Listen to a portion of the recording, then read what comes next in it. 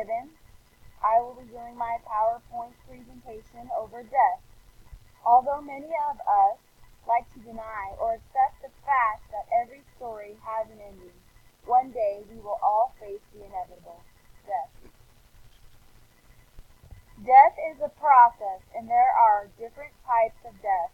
Three types I will cover are clinical death, brain death, and social death. Clinical death is when the heart has stopped pumping for a few minutes, and there are no obvious or clear signs of brain function. At this point, resurrection may still be possible.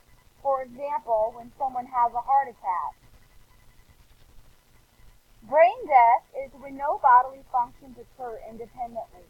This person may be in a vegetative state or in life support and can survive for long periods of time. This person no longer has reflexes, internal stimuli, or electrical activity in the brain. Social death is when an individual is treated like a corpse, or as if they were already dead. We do not always know when it's our time to go, but we do know we won't live here forever, not on this earth, and death is inevitable.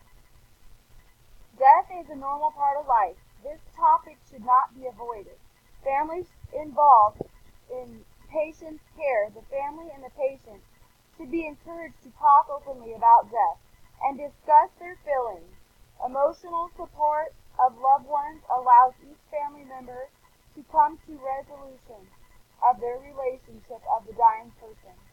For example, giving them or asking them for forgiveness and not living with regrets of something they failed to say.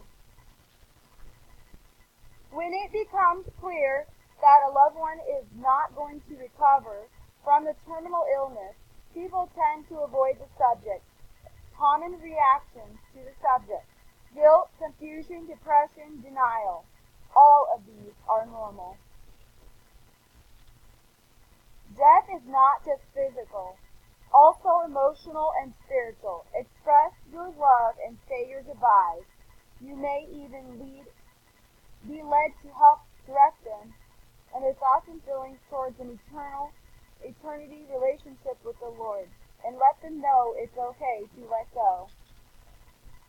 Funerals and death are not viewed the same in different cultures and religions. There is a physical death, yes. So with that, there is first the emotional response. However, in some cases, death is viewed as spiritual life with Jesus.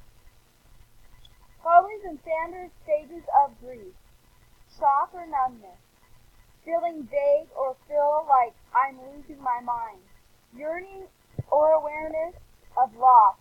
Anger is common in these stages, and loved one may go from room to room in search of this person.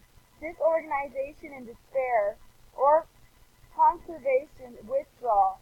A loved one may feel worn out, fatigued. At this point, the loss is accepted of a grieving person may desire to sleep all the time.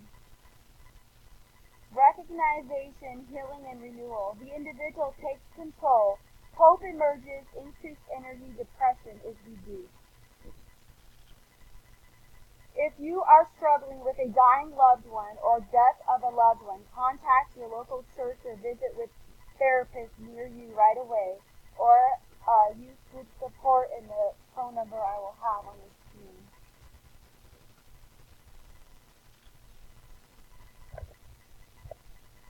Just a cute little picture I added, and my citation at the bottom. Thank you, and thank you for watching.